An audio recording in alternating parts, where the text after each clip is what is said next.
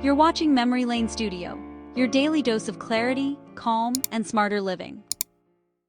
All right, let's talk about something we've all felt.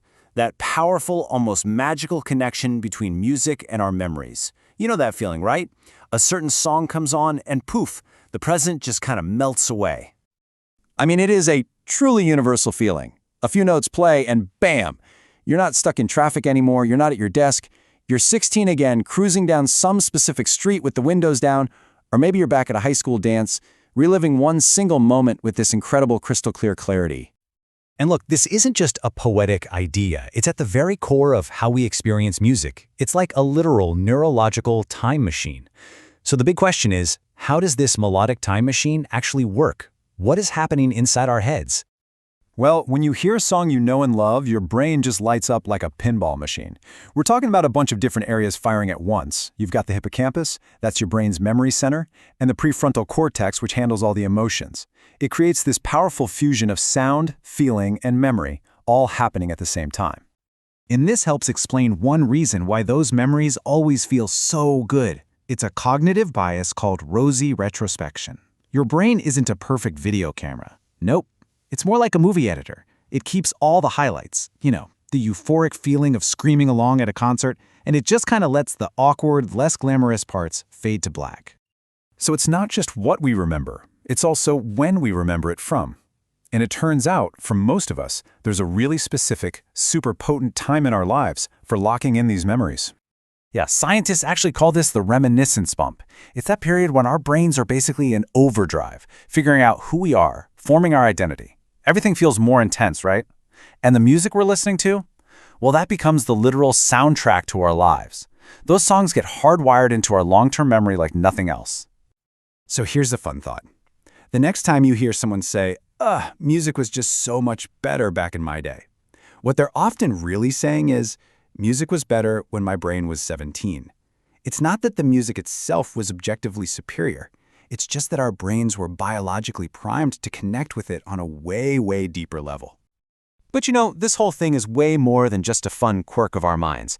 Tapping into this musical nostalgia, it's not just about daydreaming about the good old days. It's actually a super powerful psychological resource that we can use right here, right now. And here's the crucial point.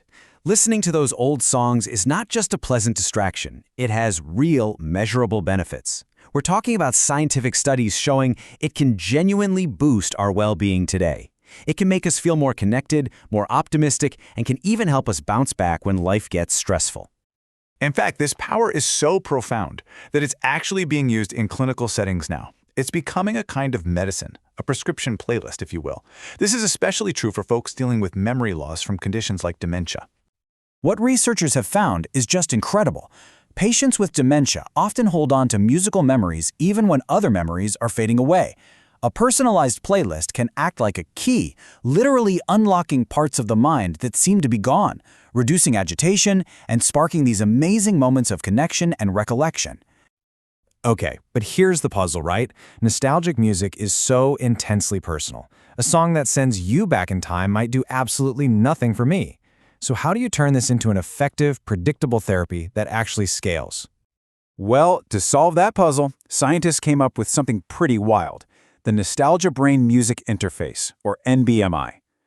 Think of it as a system that reads your brain's musical taste. So first, it records your brainwaves while you listen to your favorite old songs.